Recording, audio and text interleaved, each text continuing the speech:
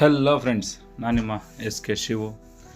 ಇವತ್ತಿನ ವಿಚಾರ ಏನು ಅಂತಂದರೆ, ಎಲೆಕ್ಟ್ರಿಕ್ ವೆಹಿಕಲ್ ಏತರ್ ಇಷ್ಟ ಸರ್ವಿಸ್ ಬಿಡಬೇಕು ಅಂತ ಬಂದಿದ್ದೀನಿ. ಯಾಕೆ ಅಂತಂದರೆ ನಿನ್ನೆ ಕಾಲ್ ಮಾಡಿದ್ರು ಅವರು, ನಿಮ್ಮ ಸರ್ವಿಸ್ ಡ್ಯೂ ಇದೆ ಸರ್, 9,900 ಓಡಿದೆ, 10,000 ಒಳಗಡೆ ಸರ್ವಿಸ್ ಬಿಡಬೇಕು ಅಂತ. ಯಾಕೆಂದರೆ ಫರ್ದರ್ ಏನಾದರೂ ಬ್ಯಾಟ್ರಿ ಸಮಸ್ಯೆ ಬಂದು ಕ್ಲೇಮು ಅಂತ ಹೋದಾಗ ಈ ರೀಸನ್ ಇಟ್ಕೊಂಡು ನಮಗೆ ಸಮಸ್ಯೆ ಆಗಬಾರ್ದು ಅನ್ನೋ ಉದ್ದೇಶಕ್ಕೆ 10,000 ಕಿಲೋಮೀಟ್ರ್ ಒಳಗಡೆ ನಾವು ಸರ್ವಿಸಿಗೆ ಬಿಡಬೇಕು. ಅದನ್ನು ಬಿಡೋದಕ್ಕೆ ಬಂದಿದ್ದೀನಿ.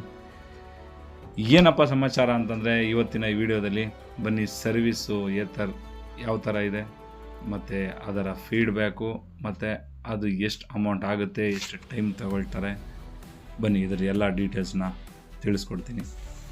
ವೆಹಿಕಲ್ಲು ಬೆಳಗ್ಗೆ ಒಂದು 9-10 ಗಂಟೆಗೆ ತೊಗೊಂಡೋಗಿ ಸರ್ವಿಸ್ ಸೆಂಟ್ರ್ ಹತ್ರ ನಾನೇ ಬಿಡುವಾಗ ಅವರು 1ರಿಂದ 1.5 ಅವರ್ ಅಥವಾ ಮ್ಯಾಕ್ಸಿಮಮ್ 2 ಅವರ್ ಸಾಕು ಅಂತ ಹೇಳಿದರು. ಬಟ್ ಏನಪ್ಪ ಅಂತಂದರೆ, ನಂದು ಫ್ರಂಟು ಏನು ಹ್ಯಾಂಡಲ್ ಇದೆಯಲ್ಲ, ಅದು ಸ್ವಲ್ಪ ಟೈಟ್ ಆಗ್ತಾಯಿತ್ತು. ಆ ಟೈಟ್ ಆಗಿರೋ ಹ್ಯಾಂಡಲ್ನ ಯಾವಾಗೂ ಲೂಸ್ ಮಾಡಿಸೋದೆ ಒಂದು 2 ಸಲ ಅಥವಾ 3 ಸಲ ಮಾಡಿಸಿದ್ದೀನಿ ನಾನು. ಇವತ್ತು ಅವ್ರಿಗೆ ಕ್ಲಿಯರಾಗಿ ಹೇಳಿದೆ, ನನಗೆ ದಯವಿಟ್ಟು ಅದನ್ನು ನೀಟಾಗಿ ಮಾಡಿಕೊಡಿ ಅಂತ.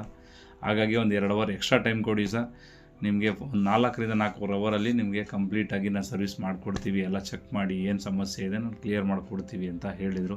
ಹಾಗಾಗಿ ಓಕೆ ಅಂತ ಬಿಟ್ಟು ಬಂದುಬಿಟ್ಟೆ ನಾನು ಮನೆ ಕಡೆ. ಓವರಾಲ್ ಒಂದು 4ರಿಂದ 5 ಅವರ್ ಟೈಮ್ ತೊಗೊಂಡು ಕೊನೆಗೆ ಅವರು ನನಗೆ ಕಾಲ್ ಮಾಡಿದ್ರು.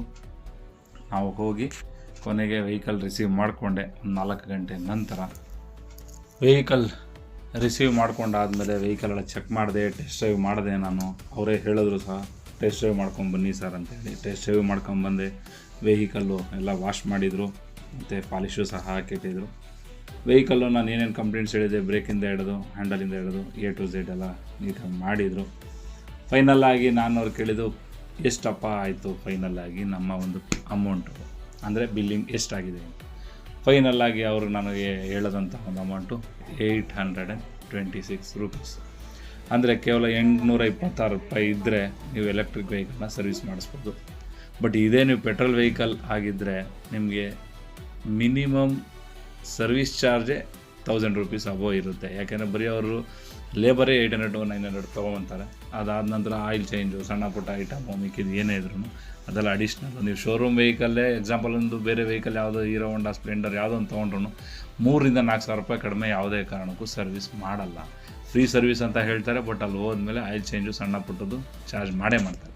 ಬಟ್ ಅದೆಲ್ಲ ಸಮಸ್ಯೆ ನಿಮಗೆ ಇದರಲ್ಲಿ ಬರೋಲ್ಲ ಎಲೆಕ್ಟ್ರಿಕ್ ವೆಹಿಕಲ್ಲು. ಹಾಗಾಗಿ ನೀವು ಧೈರ್ಯವಾಗಿ ಎಲೆಕ್ಟ್ರಿಕ್ ವೆಹಿಕಲ್ ತೊಗೋಬಹುದು ಅನ್ನೋ ಒಂದು ಸಜೆಷನ್ ನಾನು ಕೊಡ್ತೀನಿ. ಬಟ್ ಏನಂತಂದರೆ, ನೀವು ಎಲೆಕ್ಟ್ರಿಕ್ ವೆಹಿಕಲ್ ತೊಗೊಳೋದಕ್ಕೆ ಮುಂಚೆ ಯೋಚನೆ ಮಾಡಿ ತಗೊಳ್ಳಿ. ನಿಮ್ಮ ಯೂಸೇಜು 50 ಕಿಲೋಮೀಟರ್ಸ್ಗಿಂತ ಜಾಸ್ತಿ ಇದ್ದರೆ ಪರ್ ಡೇ ಮಾತ್ರ ನೀವು ಎಲೆಕ್ಟ್ರಿಕ್ ವೆಹಿಕಲ್ನ ನಾನು ಸಜೆಸ್ಟ್ ಮಾಡ್ತೀನಿ. Otherwise 10 kilometre, 5 kilometre, 10 kilometre, 20 kilometre ಇಷ್ಟೇ ಇದೆ ಅಂದರೆ ದಯವಿಟ್ಟು ನೀವು ಪೆಟ್ರೋಲ್ ಗಾಡಿಗೆ ತೊಗೋಬೋದು. ಯಾಕೆಂದರೆ ಜಾಸ್ತಿ ಯೂಸೇಜ್ ಮಾಡಲ್ಲ ಅಂತಂದರೆ ನನ್ನ ಸಜೆಷನ್ ಇದು. ಇಷ್ಟು ಹೇಳ್ತಾ ನನ್ನ ಒಂದು ಈ ವಿಡಿಯೋನ ಮುಗಿಸ್ತಾ ಇದ್ದೀನಿ. ಇಷ್ಟ ಆದರೆ ಲೈಕ್ ಮಾಡಿ, ಕಮೆಂಟ್ ಮಾಡಿ, ಮತ್ತು ಸಬ್ಸ್ಕ್ರೈಬ್ ಮಾಡೋದು ಮಾತ್ರ ಮರಿಬೇಡಿ. ನಿಮ್ಮ ಪ್ರೀತಿಯ ಎಸ್ ಕೆ ಶಿವು. ಧನ್ಯವಾದಗಳು.